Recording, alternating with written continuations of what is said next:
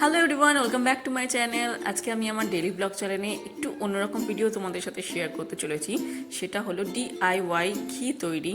এই ভিডিওতে আমি তোমাদের দেখাবো কিভাবে ঘরে বসে খুব সহজ উপায় একদম শুদ্ধ ঘি তোমরা তৈরি করে ফেলতে পারবে। আর এটি তোমরা তৈরি করে ফেলতে পারবে খুবই কম সময় এবং খুবই সহজ পদ্ধতিতে। তো চলো ভিডিওটা দেখে নেওয়া যাক। ঘিটা তৈরি করার জন্য আমি এখানে মোষের দুধের মালাই ইউজ করেছি। আমার ছেলে যেহেতু মোষের দুধ খায়, সে কারণে প্রতিদিন মোষের দুধ থেকে মালাইটা সংগ্রহ করে আমি 7 দিন ধরে জমিয়েছি। তোমরা চাইলে গরুর দুধের মালাই ইউজ করতে পারো, কিন্তু মোষের দুধ একদম পারফেক্ট হবে। মালাইটাকে বার করে নিয়ে আমি একটা পাত্রে নিয়ে নিয়েছি, আর একটা পাত্রে নিয়ে নিয়েছি কিছুটা বরফ। এই বরফের বাটিটার উপর এই মালাইয়ের বাটিটা রেখে আমি ভালো করে ফেটাবো। মালাইটাকে ফেটানোর জন্য আমি একটা স্টিলের ব্লেন্ডার, হ্যান্ড ব্লেন্ডার ইউজ করছি। তোমরা চাইলে ইলেকট্রিক ব্লেন্ডার ইউজ করতে পারো, এতে সময় কম লাগবে। স্টিলের ব্লেন্ডারটাতে অনেকটা সময় লাগছিল বলে আমি আমার ইলেকট্রিক হ্যান্ড ব্লেন্ডারটা ইউজ করছি। 5 থেকে 7 মিনিট খুব ভালোভাবে ফেটালে এটা একটা ক্রিমি ডো মতো তৈরি হয়ে যাবে।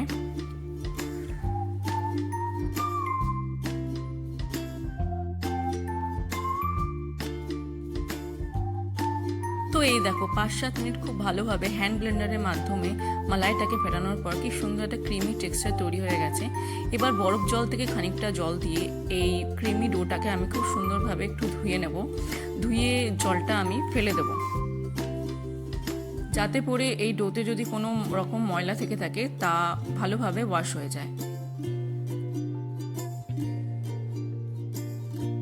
এবার গ্যাস ওভেনে আমি একটা পাত্র বসিয়ে গ্যাসের ফ্লেমটাকে একদম লো করে নেব এবং ক্রিমি ডোটা এর মধ্যে আস্তে করে ছেড়ে দেব।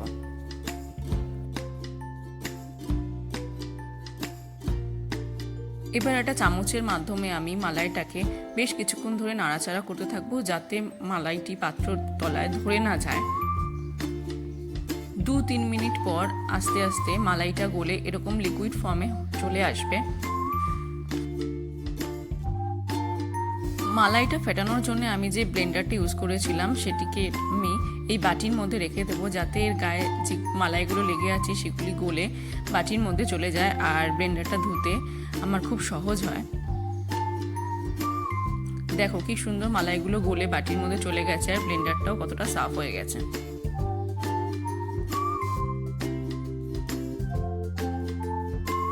এবার একটু ধৈর্য ধরে একটি চামচের মাধ্যমে এটিকে ভালোভাবে নাড়াচাড়া দিতে হবে যতক্ষণ না এটা একটু ব্রাউনিশ কালারের হয়ে যায়।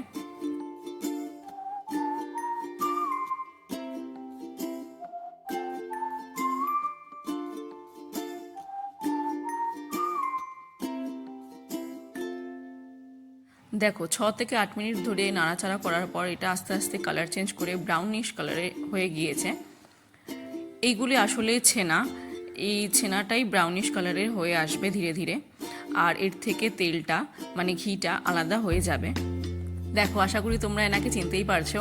আঙ্গাত অনেকটা বড় হয়ে গেছে, অনেক দিন ধরে ভিডিওতে আসা হয় না বলে তোমাদের সাথে পরিচয় হয় না। আঙ্গাতই আসলে জিদ করছিল ঘরে ঘি বানানোর জন্য, তাই আমি এই ভিডিওটা তৈরি করি। দেখো 10-12 মিনিট ধরে কন্টিনিউ নাড়াচাড়া করার পর এটা পুরোপুরি ব্রাউনিশ হয়ে উঠেছে, মানে ঘিটা অলমোস্ট রেডি হয়ে গেছে। এবার নামানোর পালা। ঘিটা পুরোপুরিভাবে তৈরি হয়েছে কিনা সেটা চেক করার জন্য আমি খানিকটা জলের ছিটা এই ঘিটার মধ্যে দিয়ে ফেলে দেখব। যেমন সাউন্ড তোমরা এই ভিডিওতে শুনছো তেমন যদি সাউন্ড আসে তার মানে তোমরা বুঝবে ঘিটা একেবারে তৈরি হয়ে গিয়েছে। ঘিটা একেবারে রেডি হয়ে গেছে, তাই আমি গ্যাসের ফ্লেমটা নামিয়ে দিয়ে এবার এটাকে একটি পাত্রে ছাঁকনির মাধ্যমে ছেঁকে ঢেলে নেব।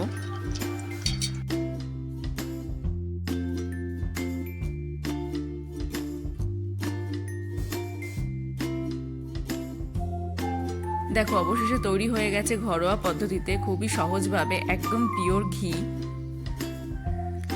এই ঘিটা এবার ঠান্ডা হলে আমি একটা কৌটোতে, পরিষ্কার কৌটোতে ঢেলে নেব। তো তোমরা দেখতেই পেলে কত সহজভাবে আমি ঘরোয়া পদ্ধতিতে ঘি তৈরি করলাম। তোমরাও চাইলে এভাবে তৈরি করে বাড়িতে খেতে পারো।